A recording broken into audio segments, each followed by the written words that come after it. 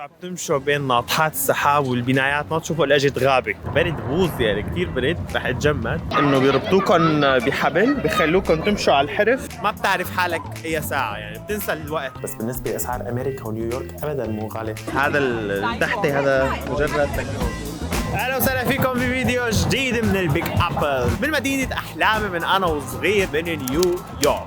مين منا ما بيحلم يروح على البيج أبل ويتمشى بشوارعها اللي ما بتنام، يشوف أبنيتها المشهورة والمألوفة من المسلسلات والأفلام الكتير اللي تصورت فيها. بتتميز نيويورك بالتعدد والاختلاف، بتلاقي فيها الفخامة والبساطة، الضجيج والهدوء، النظام والفوضى، وكأن ألف مدينة بمدينة واحدة اسمها نيويورك. ما تواخذوني إذا متحمس شوي، ولكن من أنا وصغير حابب أجي لهون. وأول ما وصلت من المطار اللي هو هلا بطلع بالسبوي لأنه رايح على الأوتيل تبعي، بطلع من المحطة تبع السبوي لفوق بلاقي حالي بنص تايم سكوير.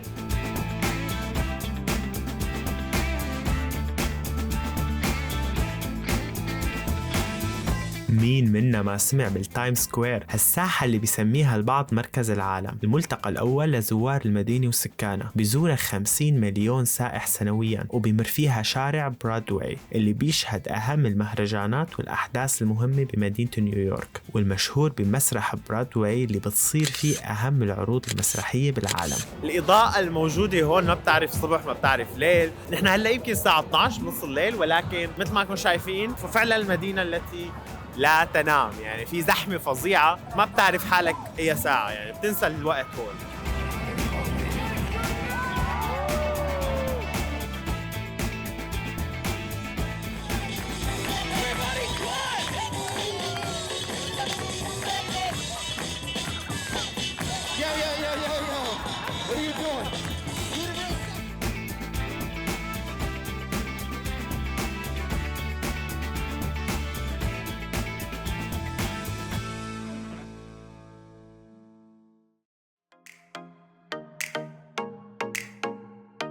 من أصعب الأمور اللي بتواجه السياحة بنيويورك هي أسعار الأوتيلات الغالية، وخصوصاً بأوقات الأعياد ومواسم السياحة. يعني إذا بدكن أوتيل بمواصفات جيدة مع فطور بدكن تحسبوا تقريباً $200 على الأقل باليوم. فيني أنصحكم بأوتيل ثيتا لأنه تجربتي فيه كانت كتير منيحة. هلا بعرف إنه الأوتيل اللي أخذته يعتبر غالي بالنسبة لأسعار الأوتيلات، بس بالنسبة لأسعار أمريكا ونيويورك أبداً مو غالي، تقريباً $300 باليوم. فخلينا نشوف مع بعض الغرفة.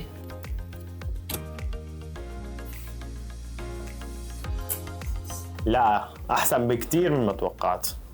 أنا تخيلت إنه بهيك موقع جنب التايم سكوير وبنيويورك يكون بهذا السعر، فالمفروض يكون المستوى تبعه كتير سيء، بس لا أبداً مو سيء، كتير حلو. المكان هون بنص نيويورك، إذا طلعت من الشباك بتشوف التايم سكوير. غرفة شكلها نظيفة كتير. شوف الحمام كمان كتير منيح. أهم شيء هنن هدول اللي جننوا سماي بميامي، لأنه هيك البرزان عندهم. البرزان عندهم أبدا ما بتصير على الشغلات تبعيتي. أخيرا أوتيل فيه من هدول USB اللي فيني استخدمهم لأشحن كاميراتي وموبايلي. أخيرا عارفة بالأفلام كيف بالباك جراوند بنيويورك على طول في صوت سيارات شرطة؟ إيه كمان هي حقيقية، يعني أنا أول ما فقت على صوت الشرطة.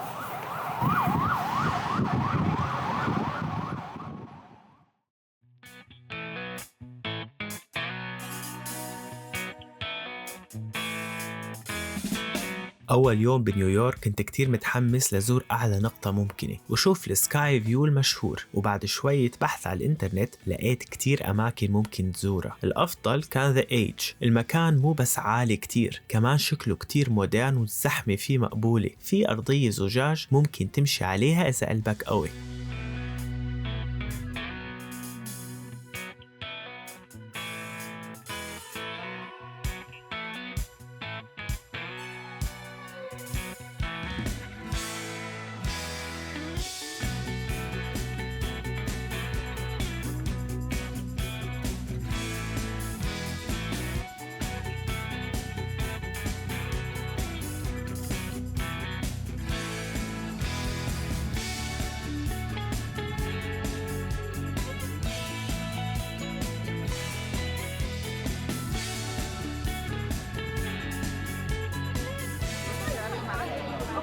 هذا التحتي هذا مجرد تكنولوجيا.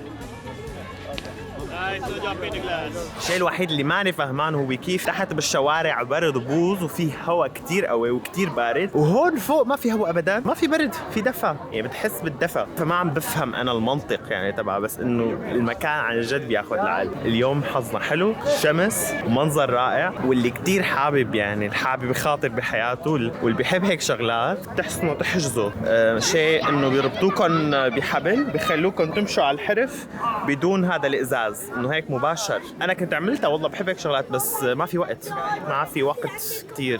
فيك أيضاً تشوف هالمنظر من المبنى المشهور Empire State Building المكون من 102 طابق و72 مصعد، وبيوصل ارتفاعه ل 381 متر، واللي كان أعلى مبنى بالعالم لمدة بتتجاوز ل 40 سنة، ويعتبر من أهم معالم نيويورك بسبب ظهوره بالعديد من الأفلام السينمائية منها الكينج كونغ. تيكت بتنشرى أونلاين أو بالمبنى وبتكلف تقريباً $40.